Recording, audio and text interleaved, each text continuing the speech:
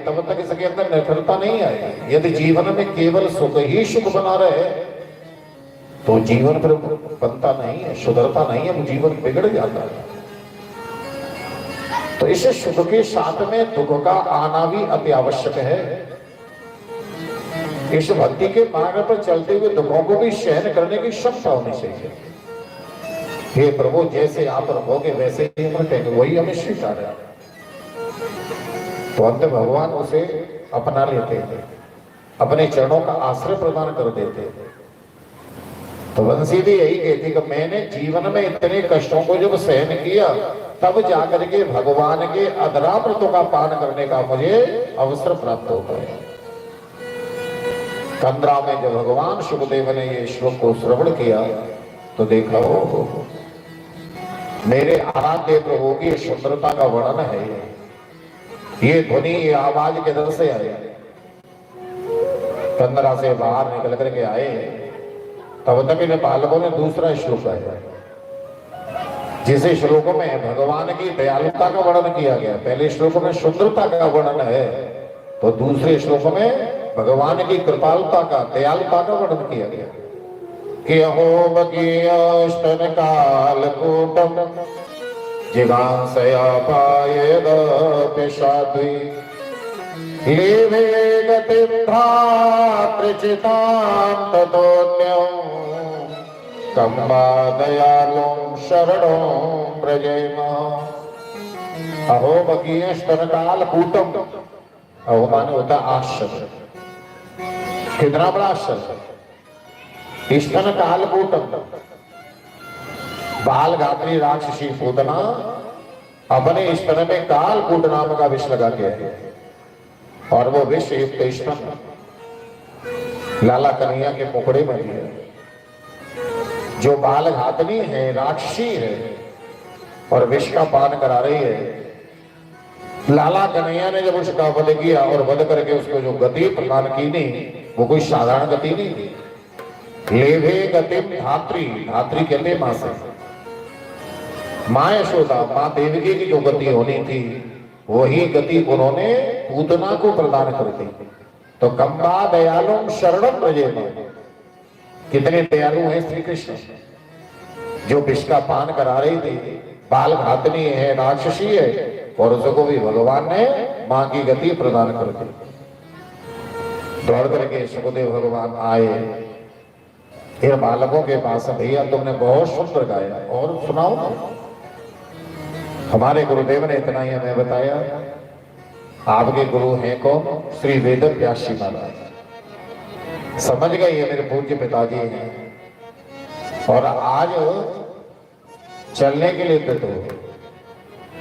तो बालकों ने कहा भगवान हमें तो गुरुजी ने 2 ही श्लोक बताए, पर हमारे गुरुजी के पास तो ऐसे बहुत सारे श्लोक। तो आज इन बालकों के साथ में दौड़े हुए शरणाप्रश आश्रम पर आए और वेद व्यासी ने भगवान सुखदेव को जब निहारा देखा तो देखते ही प्रसन्न हो गए, प्रणाम किया और निवेदन किया पिताजी मुझे भी आप भागवत का उपदेश करें। वेद व्यासी ने विचार किया यदि मैं सुखदेव को भागवत का उपदेश कर दूंगा तो आज तक जितने भी आश्रम पर ऋषि आए सब यही कहेंगे कि अपने बेटा को अधिकारी समझ लिया और हमारे पुत्र को अनधिकारी। तो इसलिए संसार को मैं ये अवगत करा दूं कि वास्तव में मेरा पुत्र सुखदेव भागवत का अधिकारी है। और ऐसा विचार करके बोले पुत्र सुखदेव यदि भागवत को पढ़ना चाहते हो, इस उपदेश को ग्रहण करना चाहते हो तो महाराज जनक के पास जाओ। तब श्री सुखदेव जी महाराज जनक के यहाँ गए, वन उपवनों को पार करके दरवाजे पर पहुंचे। द्वारपाल से कहा भैया जाकर के महाराज जनक से कहो कि व्यास पुत्र सुखदेव उनसे मिलना चाहते हैं। द्वारपाल ने जाकर के निवेदन किया महाराज जनक से, भगवान दरवाजे पर व्यास पुत्र सुखदेव खड़े हुए हैं, वो आपसे मिलना चाहते हैं। महाराज जनक ने द्वारपाल से कहा कि जाकर के उनसे कहो कि हम 3 दिन के बाद मिलेंगे, अभी समय नहीं है। द्वारपाल ने आकर के निवेदन कर दिया। सुखदेव जी बोले कोई बात नहीं, हम 3 दिन के बाद मिलेंगे। उसी मुद्रा में 3 दिन तक दरवाजे पर खड़े हुए सुखदेव जी प्रतीक्षा करते थे। जब महाराज जनक को ये संदेश मिला, महाराज उनको क्रोध नहीं आया, जिस मुद्रा में आके खड़े हुए उसी भाव से मुद्रा में खड़े हुए, समझ गए इन्होंने क्रोध को जीत लिया। फिर उन्हें काम को जीता ही या नहीं। इसलिए संध्या बेला में उनको 16 वर्षीय स्त्रियों के भवनों में भेजा गया। रात्रि का प्रथम प्रहर भगवत चिंतन करते हुए व्यतीत किया, द्वितीय और तृतीय पहर में विश्राम किया और रात्रि के चतुर्थ प्रहर में शैया का त्यागन करके स्नान से निवृत्त होके पुनः भजन पर बैठे। केशित मात्र भी ये विचलित नहीं हुए। तो महाराज जनक समझ गए इन्होंने काम को भी जीत लिया। और महाराज जनक ने भगवान सुखदेव का अभिषेक कराया, इनकी 16 प्रकार से पूजा कराई और इस दृष्टाश्रम धर्म पर भगवान सुखदेव और महाराज जनक की चर्चा प्रारंभ हुई। सुखदेव जी इस दृष्टाश्रम को सर्वोपरि नहीं मानते, पर जब चर्चा प्रारंभ हुई तो अंत में जब महाराज जनक ने कहा कि सुखदेव चारों आश्रमों में यदि सर्वोपरि है, श्रेष्ठ है, तो ये दृष्टाश्रम है, तो सुखदेव जी ने भी इसे स्वीकार किया। वेद व्यासी के पास आए, तब व्यासी ने अपने पुत्र सुखदेव को भागवत का उपदेश किया। अपना छाया स्वरूप पिता के समीप छोड़ा और स्वयं कमरा में जाकर के पुनः प्रभु की आराधना करने लगे। बोलिए श्री सुखदेव जी महाराज की।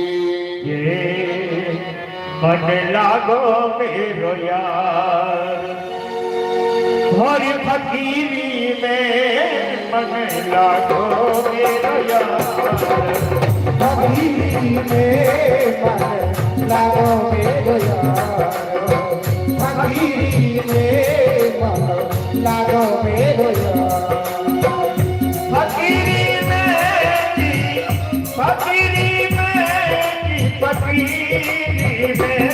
मन लागो मेरो यार, फकीरी में मन लागो मेरो यार, फकीरी में मन लागो मेरो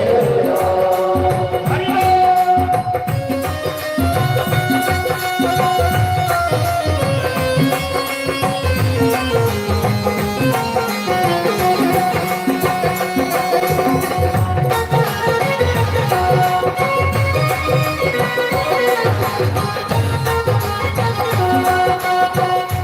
जो सुख पायो